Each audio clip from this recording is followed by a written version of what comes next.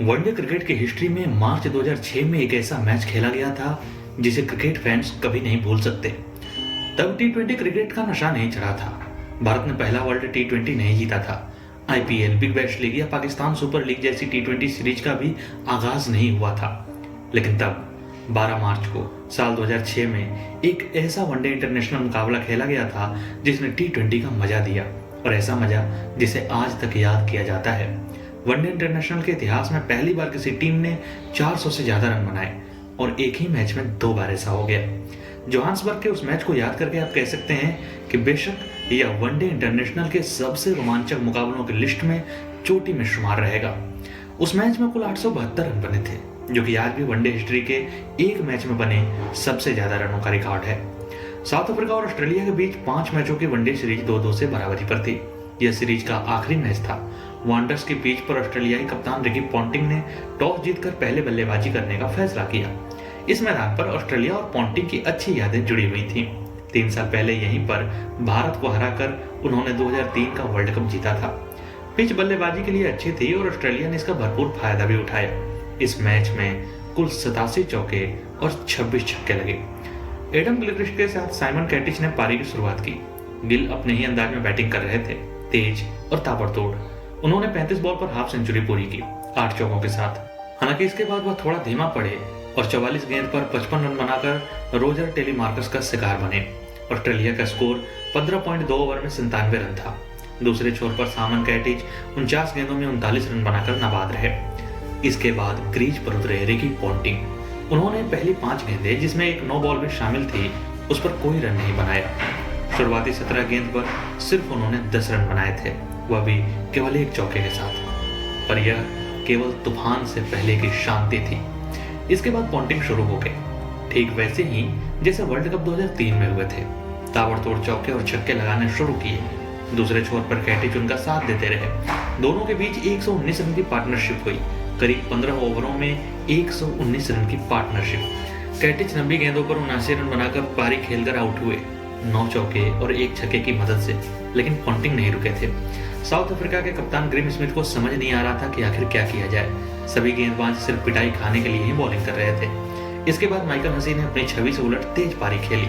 महज 51 गेंद पर 81 रन बनाए, 9 चौके और 3 छक्के लगाए और एंडर हॉल का शिकार बने। जब वह आउट हुए तो स्कोर 46.1 ओवर में 374 रन तक पहुंच चुका था। अगले ओवर में जब रिकी पॉन्टिंग 105 गेंद पर 164 रन, जिसमें 13 चौके और 9 छक्के लगाकर आउट हुए, तो स्कोर 400 के पार पहुंच चुका था। पहली बार वनडे इंटरनेशनल में किसी टीम ने इतने रन बनाए थे। एंड्रू सैमंड्स ने 13 गेंद पर 27 रन नाबाद बनाकर स्कोर को 4 विकेट पर 434 रन तक पहुंचा दिया। वनडे इंटरनेशनल का उस समय का सर्वाधिक स्कोर। साउथ अफ्रीका के हर गेंदबाज की धुनाई हुई थी। जैक कैलिस ने 6 ओवर में 70 रन दिए थे। मखाया एंटनी ने 9 ओवर में 80 और 434 रन बनने के बाद तो लगा था कि अब सिर्फ एक ही नतीजा निकल सकता है, वह है ऑस्ट्रेलिया की जीत।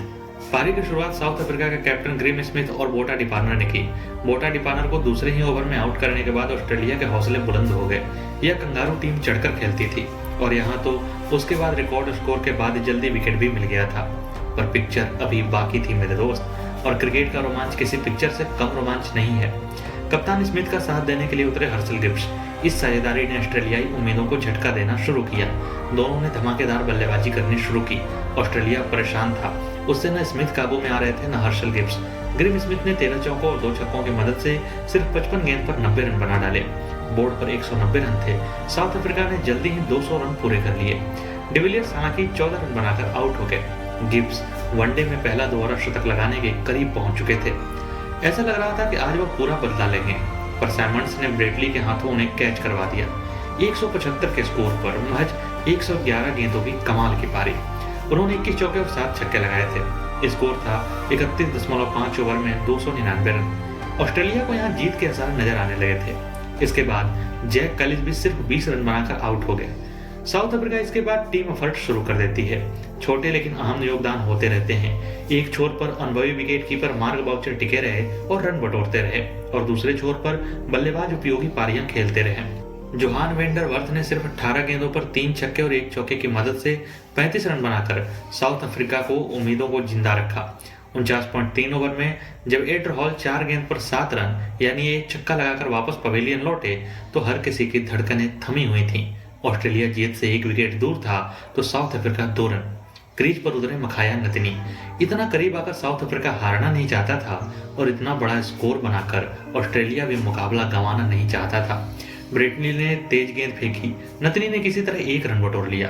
अब स्कोर बराबर था, 2 गेंद 1 रन या 1 विकेट, मुकाबला किसी भी ओर जा सकता था। ली की गेंद पर जैसे ही बाउचर ने चौका लगाया, इतिहास बन गया। साउथ अफ्रीकी खेमा आसमान पर था। इस चौके के साथ बाउचर ने अपनी हाफ सेंचुरी पूरी की, लेकिन असल में यह पहाड़ की चोटी पर झंडा लहराने जैसा था, रनों के पहाड़ पर। पॉन्टिंग दुखी थे, बेहद दुखी। जाहिर सी बात है, इतना बड़ा स्कोर बनाने के बाद कौन हारना चाहेगा। हर्षल गिब्स ने नशे में होने का खुलासा अपनी किताब टू द पॉइंट में किया है। वैसे यह देखा गया है कि आमतौर पर स्टार अपनी किताब को पॉपुलर बनाने के लिए भी इस तरह की बातें करते हैं, फिर भी है तो यह चौंकाने वाली खबर।